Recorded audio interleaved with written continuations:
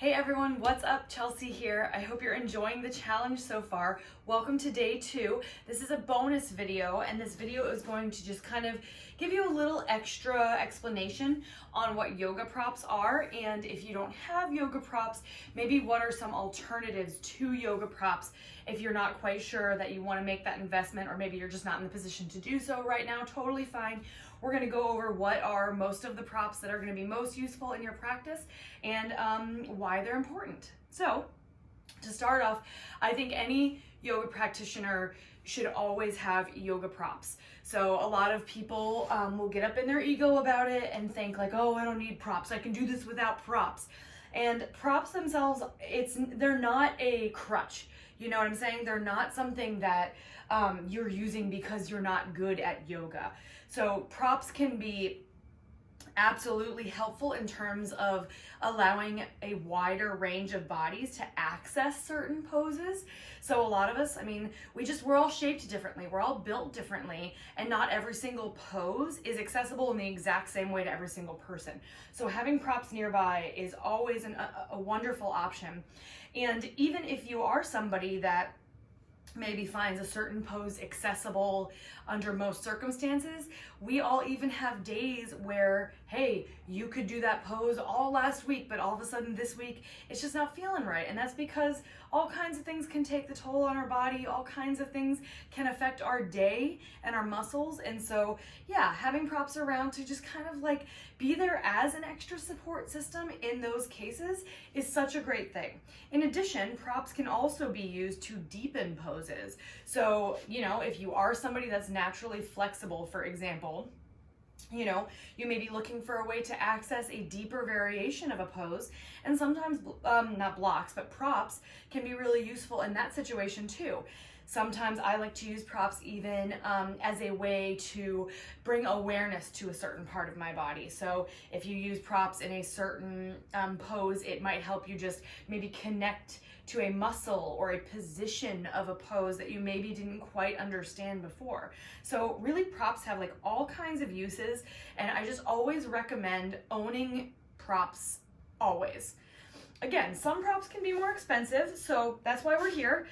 It's totally okay if you don't want to spend money on them right now, or if you're not sure you want to make that investment, that's fine. I'm going to give you some alternatives. So let's start out by talking about the basic props that I think are going to be most useful. So first of all, blocks, yoga blocks. Now, most studios will probably even have these. They come in a lot of different sizes, a lot of different materials. You can get cheaper ones. These ones that I have are made by Gaiam. You can get these at like Target and stuff like that. And I believe when I got these, they were like $10 each. I've even seen them, in the Target section at the very front of the store where they have like the cheap stuff. Like they'll have like dollar things or $3 things, $5 things. I've seen foam yoga blocks in those sections for like $3 or $5. So you can get the foam ones. They do make more expensive ones, so you can get them made out of cork as well. So if you end up really utilizing them for things like arm balances, stuff like that, where they need to support your weight a little bit better, you can definitely step it up and go for a cork or a wooden yoga block even, but those do tend to be more expensive. So, foam yoga blocks, awesome option. You can usually find them pretty affordably. They come in different colors, which is fun, so you can find your own personality. However, if you're like, I don't really want to buy yoga blocks right now, totally okay. I think a great alternative is books. So I happen to be a giant Harry Potter fan, so I do own these gigantic Harry Potter books, but you can use big books as blocks. You can lean your weight onto them. You can use them to, bring the floor closer to you. Just get a couple of really big books. And even if you're not a Harry Potter fan and you don't just have these gigantic ones laying around your house, you could just stack up a couple books. Really, it's just about kind of creating like a surface for you to maybe touch your fingers to, or reach for, or lean your weight on for a moment, like in a forward fold. You can do that with a stack of books. You could do that with, a basket. You could do that with, a stool. So you could do that with maybe, a ledge in your room. Just something to lean on is going to be a great alternative to an actual yoga block if you're not ready to buy yoga blocks yet. All right, next up, a yoga blanket. So you'll see these kind of Mexican style blankets usually advertised as yoga blankets. I like them because they're pretty big, so you can fold them up and use them to get pretty cushy. We'll use these in classes to sit on. So if you're somebody that maybe has back pain when you're seated, sitting on something cushiony can kind of give you a little relief there. I also like to use blankets because I have sensitive knees. So whenever my knee is down on the ground for like a low lunge or something like that, just giving yourself a little extra cushion, a little extra padding underneath your knee is great. These particular style of blankets can really run anywhere from, I think I got this one on Amazon for like $20 maybe, and I'll also see this kind of thing at Target or even just at a local like home goods store. And then at the end of the day, you can really use any blanket as a cushion for, if that's what you're using it for, just a cushion or even like a little extra support, then any blanket will do. Doesn't have to be this specific yoga blanket. All right. Next up, we have the strap, the yoga strap.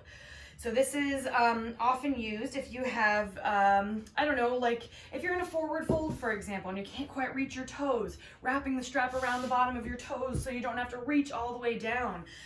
It can also be used if you have tight shoulders. So if you're doing, you know, reaching the hands behind the back and you can't quite reach, having a strap is really great for that. And this one, again, this is an actual yoga strap that I got. And I believe, again, this one's made by Gaiam, and it was like 12 bucks or something at Target.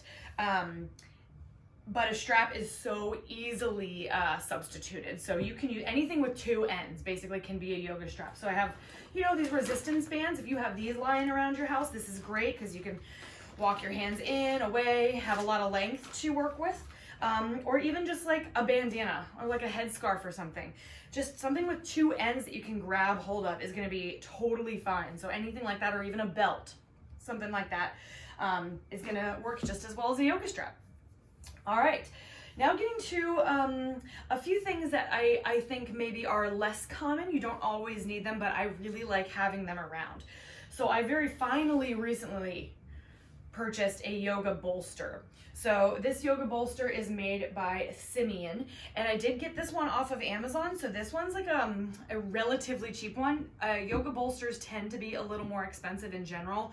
So this one was, I believe, something around $60, and that's cheap for a yoga bolster, which is why I did not invest in one until recently. I think I had an Amazon gift card is why I got it. But these are really great, again, for support if you ever do yin classes. So there's going to be classes targeting the connective tissues, holding stretches for a long time, or restorative classes. Having a bolster, it's basically just a big pillow. So you can lay on top of it, you can use it to lean on, you can put it behind your head, you can even put it under your hips if you're laying back. It's super versatile, and again, not one of the ones that I think is necessary as much as the blanket, the strap, and the blocks, but definitely, like, if you get the chance to get a yoga bolster, this is a really, really great product to have around. But if you're not ready for that, again, totally cool. Just use some pillows. It's the same thing. You're just I have two pillows stacked here. You can totally do the same thing. Lean on it. Just use it as extra support. Have a little cushiness. Lay back on it. I mean, the pillows, they're great, right? So that would be my last thing. Oh, I lied. I have one more thing. I'm sitting on it. That's why I forgot about it. So, a meditation cushion. So this can kind of serve the same purpose as like the blanket if you want to use it to sit on. I do specifically use this to just sit in meditation or at the beginning of my practice when I'm breathing. Again, I do have a little bit of lower back pain, so having that extra support underneath my booty while I'm just sitting here breathing kind of takes the distraction away, so I don't have to focus on, oh, my lower back hurts while I'm trying to sit here and breathe. So meditation cushion, this one, again, Amazon, like 30 bucks. You can get them from local places. Also, I'm sure you could probably even make them, but same thing, you could totally substitute regular pillows for this kind of thing as well. So yeah, with that being said, these are your yoga props. And I really recommend having them, or at least having those substitutes nearby. For our day 2 class, we are going to utilize props the whole time. If you don't have them yet, or you don't have substitutes around, totally okay. Totally okay. You're still going to be able to do the class, but I would strongly recommend to any yoga practitioner, props are an amazing thing to have around. All right.